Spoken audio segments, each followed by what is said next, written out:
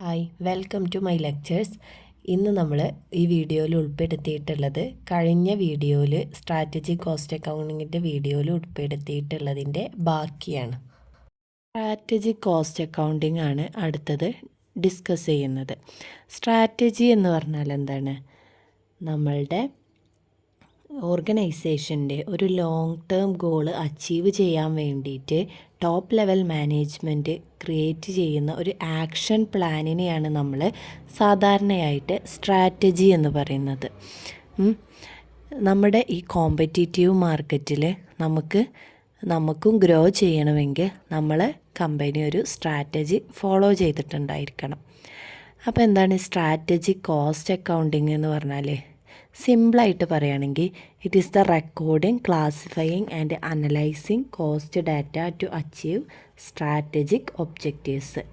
നമ്മൾ ഫിക്സ് ചെയ്ത് വെച്ചിട്ടുള്ള സ്ട്രാറ്റജിക് ഒബ്ജക്റ്റീവ്സ് അച്ചീവ് ചെയ്യാൻ വേണ്ടിയിട്ട് നമ്മൾ കോസ്റ്റ് ഡാറ്റ ഉണ്ടല്ലോ, നമ്മളുടെ ബിസിനസ്സുമായി ബന്ധപ്പെട്ടിട്ടുള്ള കോസ്റ്റിൻ്റെ കാര്യങ്ങൾ നമ്മൾ റെക്കോർഡ് ചെയ്യുകയും ക്ലാസിഫൈ ചെയ്യുകയും അതിനെ അനലൈസ് ചെയ്യുകയും ചെയ്യുന്ന ഒരു അക്കൗണ്ടിങ് പ്രൊസീജിയറിനെയാണ് നമ്മൾ സ്ട്രാറ്റജിക് കോസ്റ്റ് അക്കൗണ്ടിങ് എന്ന് പറയുന്നത്.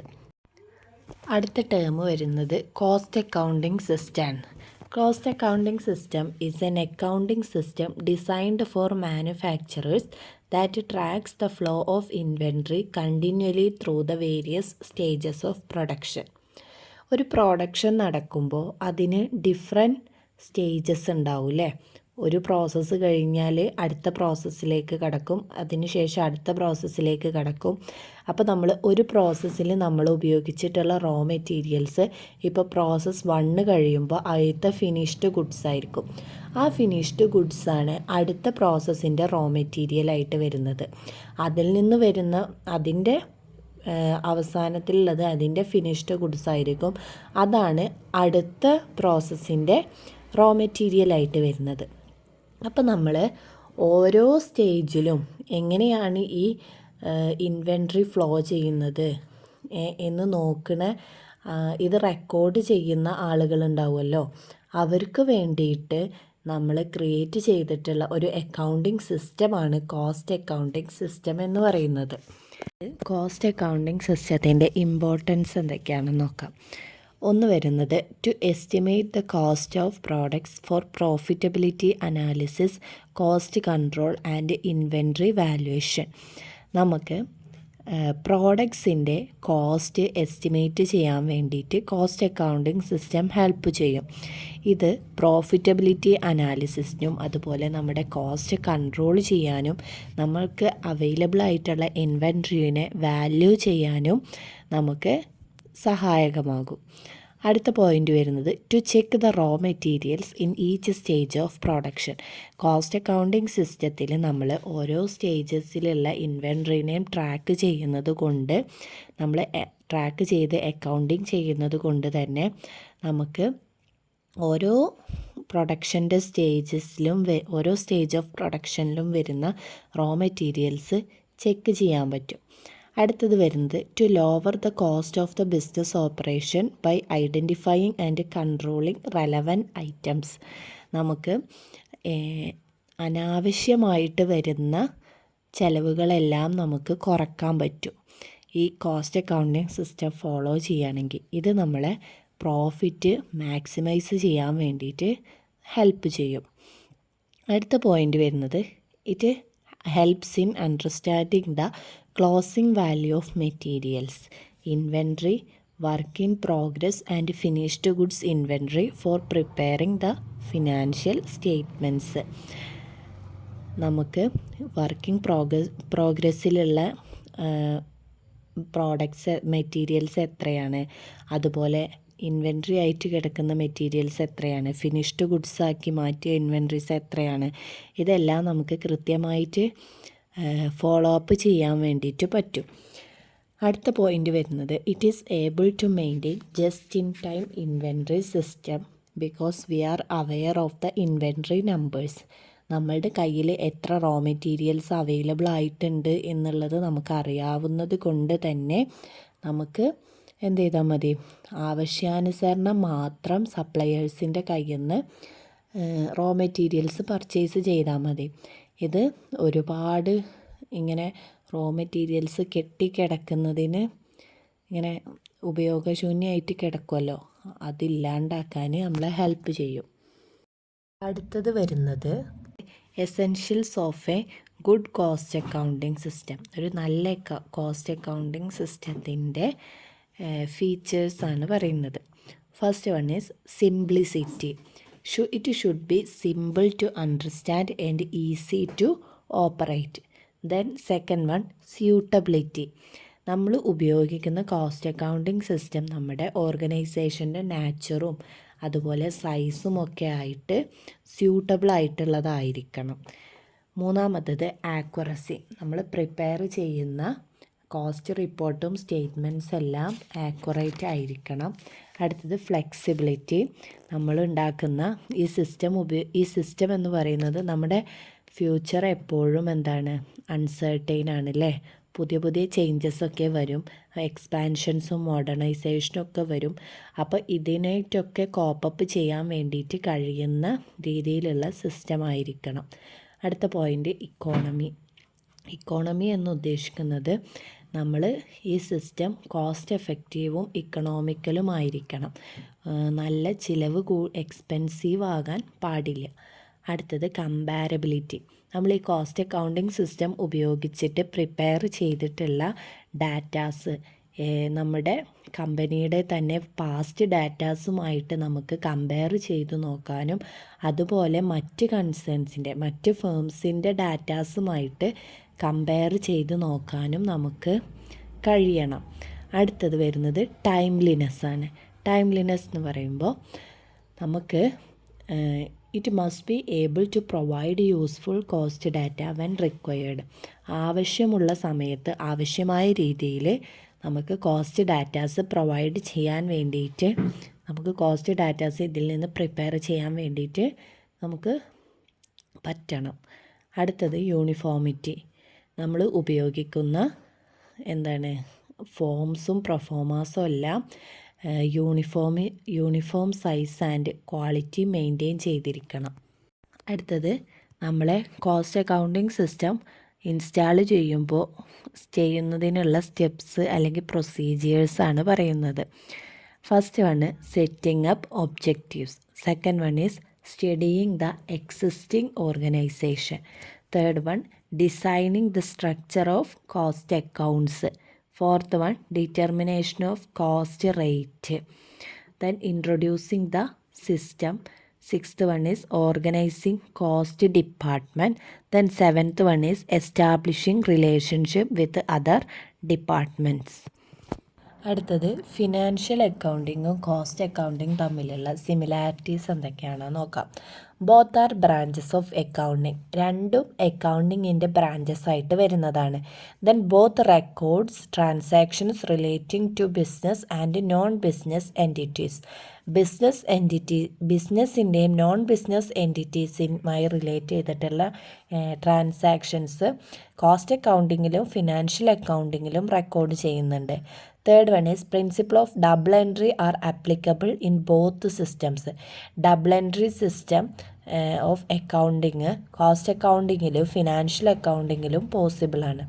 Then both provide valuable information for the use of management and others. നമ്മുടെ ഓർഗനൈസേഷൻ്റെ സ്റ്റേക്ക് ഹോൾഡേഴ്സിന് യൂസ്ഫുൾ ആയിട്ടുള്ള വാല്യുബിൾ ഇൻഫർമേഷൻസ് കോസ്റ്റ് അക്കൗണ്ടിങ്ങും ഫിനാൻഷ്യൽ അക്കൗണ്ടിങ്ങും പ്രൊവൈഡ് ചെയ്യുന്നുണ്ട്. Then both provide a measure of control. Cost അക്കൗണ്ടിങ്ങും ഫിനാൻഷ്യൽ അക്കൗണ്ടിങ്ങും ഒരു കൺട്രോളിങ് മെഷർ, നമ്മുടെ ഓർഗനൈസേഷനെ കൺട്രോൾ ചെയ്യാനുള്ള ഒരു മെഷർ പ്രൊവൈഡ് ചെയ്യുന്നുണ്ട്. അടുത്തത് ഫിനാൻഷ്യൽ അക്കൗണ്ടിങ്ങും കോസ്റ്റ് അക്കൗണ്ടിങ്ങും തമ്മിലുള്ള ഡിഫറൻസസ് നോക്കാം. ഫിനാൻഷ്യൽ അക്കൗണ്ടിങ് എന്ന് പറഞ്ഞാൽ ബിസിനസ്സിൻ്റെ മൊത്തമായിട്ട് വരുന്ന അക്കൗണ്ടിങ് ആണ് ഫിനാൻഷ്യൽ അക്കൗണ്ടിങ്ങിൽ ഉൾപ്പെടുത്തുന്നത്. എന്നാൽ കോസ്റ്റ് അക്കൗണ്ടിങ്ങിൽ എന്ന് പറഞ്ഞാൽ it is only a part of the whole accounts. ഒരു ബിസിനസ്സിൻ്റെ ഒരു ഭാഗം മാത്രമാണ് കോസ്റ്റ് അക്കൗണ്ടിങ് എന്ന് പറയുന്നത്. Then financial account disclose the net result of the business as a whole. Then cost accounts disclose the net profit or net loss of each department, job, product, etc. Cost accounting ഓരോ ഡിപ്പാർട്ട്മെൻറ്റിൻ്റെയും ഓരോ ജോബിൻ്റെയും അതുപോലെ ഓരോ പ്രോഡക്റ്റിനും വരുന്ന cost, അതുപോലെ അതിൻ്റെ പ്രോഫിറ്റും ലോസും ഒക്കെ disclose ചെയ്യുന്നുണ്ട്. എന്നാൽ ഫിനാൻഷ്യൽ അക്കൗണ്ടിങ് മൊത്തമായിട്ടുള്ള ബിസിനസ്സിന് വരുന്ന ലാഭവും നഷ്ടവുമാണ് കാൽക്കുലേറ്റ് ചെയ്യുന്നത്. Then financial accounts deals with all commercial transactions. Then cost accounting deal with the transaction relating to manufacturing and sale of product and services. Financial accounts commercial ട്രാൻസാക്ഷൻസുമായിട്ടാണ് deal ചെയ്യുന്നത്. എന്നാൽ cost accounting deal ചെയ്യുന്നത് manufacturing അഥവാ production, then അതിൻ്റെ വിൽപ്പന. അതായത് നമ്മൾ കോസ്റ്റിനനുസരിച്ചിട്ടാണല്ലോ അതിൻ്റെ പ്രോഫിറ്റ് അതിൻ്റെ പ്രൈസ് ഫിക്സ് ചെയ്യുന്നത്. അത് കാരണം സെയില് അതുപോലെ മാനുഫാക്ചറിങ് ഇതുമായിട്ട് വരുന്ന ട്രാൻസാക്ഷൻസാണ് കോസ്റ്റ് അക്കൗണ്ടിങ് ഡീൽ ചെയ്യുന്നത്. Then financial account record only actual cost or historical cost. Then cost accounting record both historical cost and estimated cost. അതായത് ഫിനാൻഷ്യൽ അക്കൗണ്ടിങ് മുൻപ് വന്നിട്ടുള്ള, അതായത് ഹിസ്റ്റോറിക്കൽ കോസ്റ്റ് പാസ്റ്റ് ഡാറ്റാസിനെ ബേസ് ചെയ്തിട്ടുള്ള ഇതാണ് റെക്കോർഡ് ചെയ്തു വെക്കുന്നത്. എന്നാൽ കോസ്റ്റ് അക്കൗണ്ടിങ്ങിൽ പാസ്റ്റ് ഡാറ്റാസും അതുപോലെ ഇനി വരാൻ സാധ്യതയുള്ള കോസ്റ്റും നമ്മൾ എസ്റ്റിമേറ്റ് ചെയ്യുന്നുണ്ട്. Then financial account deal with external transaction between business and outsiders. But in cost account deal with internal transaction. Then financial അക്കൗണ്ടിങ്ങിൻ്റെ മെയിൻ ഒബ്ജക്റ്റീവ് എന്ന് പറയുന്നത്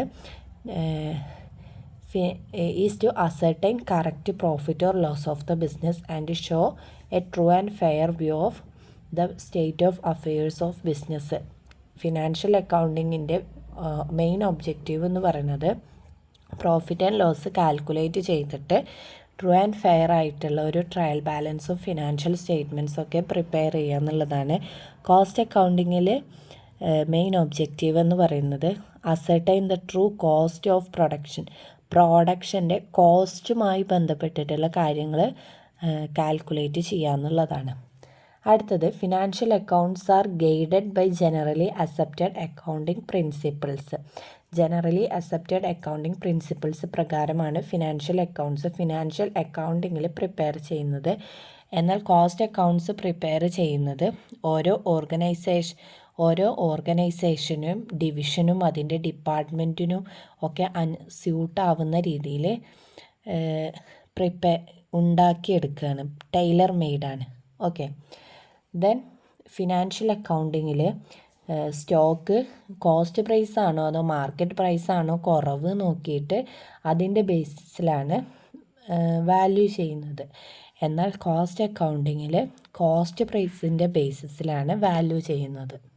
അടുത്തത് വരുന്നത് കോസ്റ്റ് അക്കൗണ്ടിങ്ങും മാനേജ്മെൻറ്റ് അക്കൗണ്ടിങ്ങും തമ്മിലുള്ള ഡിഫറൻസസ് ആണ്. Cost accounting the purpose is to ascertain and control the cost of products or services. Cost അക്കൗണ്ടിങ്ങിൻ്റെ purpose എന്ന് പറയുന്നത് ഓരോ പ്രോഡക്റ്റിൻ്റെയും അല്ലെങ്കിൽ ഒരു ജോബിൻ്റെ സർവീസിൻ്റെ ഒക്കെ കോസ്റ്റ് അസർട്ടൈൻ ചെയ്യുക, അത് കൺട്രോൾ ചെയ്യുക എന്നുള്ളതാണ്. മാനേജ്മെൻറ്റ് അക്കൗണ്ടിങ്ങിൻ്റെ പേർപ്പസ് എന്ന് പറയുന്നത് provide information to management for planning, controlling and decision making. ഈ ഡാറ്റാസും എല്ലാം കൂടി ഉൾപ്പെടുത്തിയിട്ട് മാനേജ്മെൻറ്റിനും പ്ലാൻ ചെയ്യാനും അതുപോലെ കൺട്രോൾ ചെയ്യാനും ഡിസിഷൻ മേക്കിങ്ങിനും എല്ലാം വേണ്ടിയിട്ടുള്ള ഇൻഫർമേഷൻസ് പ്രൊവൈഡ് ചെയ്യുക എന്നുള്ളതാണ് മാനേജ്മെൻറ്റ് അക്കൗണ്ടിങ്ങിൻ്റെ പേർപ്പസ്. ദെൻ കോസ്റ്റ് അക്കൗണ്ടിങ്ങിൻ്റെ സ്കോപ്പ് ലിമിറ്റഡ് സ്കോപ്പാണ്. കാരണം അത് കോസ്റ്റ് അസർട്ടൈൻമെൻറ്റും അതിൻ്റെ കൺട്രോളുമായി അതുമായി റിലേറ്റ് ചെയ്തിട്ടുള്ള കാര്യങ്ങൾ മാത്രമാണ് ഇതിൽ ഇൻക്ലൂഡ് ചെയ്യുന്നത്. എന്നാൽ മാനേജ്മെൻറ്റ് അക്കൗണ്ടിങ്ങിൽ ഈ കോസ്റ്റ് അക്കൗണ്ടിങ്ങും financial accounting, budgeting, tax planning, reporting ഇതെല്ലാം ഇൻക്ലൂഡ് ചെയ്തിട്ടുള്ളതാണ് മാനേജ്മെൻറ്റ് അക്കൗണ്ടിങ് എന്ന് പറയുന്നത്. അതുകൊണ്ട് തന്നെ ഇതിൻ്റെ സ്കോപ്പ് വാസ്റ്റാണ് അഥവാ വൈഡാണ്. Then cost accounting uses only quantitative information. Cost അക്കൗണ്ടിങ്ങും ക്വാണ്ടിറ്റേറ്റീവ് ഇൻഫർമേഷൻസ് മാത്രമാണ് ഉപയോഗിക്കുന്നത്. എന്നാൽ മാനേജ്മെൻറ്റ് അക്കൗണ്ടിങ്ങിൽ ക്വാളിറ്റേറ്റീവും ക്വാണ്ടിറ്റേറ്റീവുമായിട്ടുള്ള ഇൻഫർമേഷൻസ് ഉപയോഗിക്കുന്നുണ്ട്. കോസ്റ്റ് അക്കൗണ്ടിങ് കോസ്റ്റുമായിട്ടാണ് ഡീല് ചെയ്യുന്നത്. എന്നാൽ മാനേജ്മെൻറ്റ് അക്കൗണ്ടിങ് കോസ്റ്റും റവന്യൂമായിട്ട് ഡീല് ചെയ്യുന്നുണ്ട്. ദെൻ കോസ്റ്റ് അക്കൗണ്ടിങ്ങിൽ ഹിസ്റ്റോറിക്കൽ ഡാറ്റാസും അതുപോലെ നമ്മളുടെ ഇപ്പോഴത്തെ ഡാറ്റാസും ഒക്കെ ഉപയോഗിച്ചിട്ടാണ് നമ്മുടെ കോസ്റ്റ് അക്കൗണ്ടിങ് ചെയ്യുന്നത്. എന്നാൽ മാനേജ്മെൻറ്റ് അക്കൗണ്ടിങ്ങിൽ ഫ്യൂച്ചറിൽ സംഭവിക്കാൻ സാധ്യതയുള്ള കാര്യങ്ങളെ മുൻനിർത്തിയിട്ടാണ് അവിടെ കാര്യങ്ങൾ ഡീൽ ചെയ്യുന്നത്. ദെൻ കോസ്റ്റ് അക്കൗണ്ടിങ് മാനേജ്മെൻറ്റ് അക്കൗണ്ടിങ്ങിൻ്റെ മുന്നേ നടക്കുന്ന ഒരു പ്രവർത്തനമാണ്. മാനേജ്മെൻറ്റ് അക്കൗണ്ടിങ് എന്ന് പറയുന്നത് കോസ്റ്റ് അക്കൗണ്ടിങ് ചെയ്ത് കഴിഞ്ഞ ശേഷം നമ്മൾ ചെയ്യുന്ന ഒരു അക്കൗണ്ടിങ് പ്രൊസീജിയറാണ്.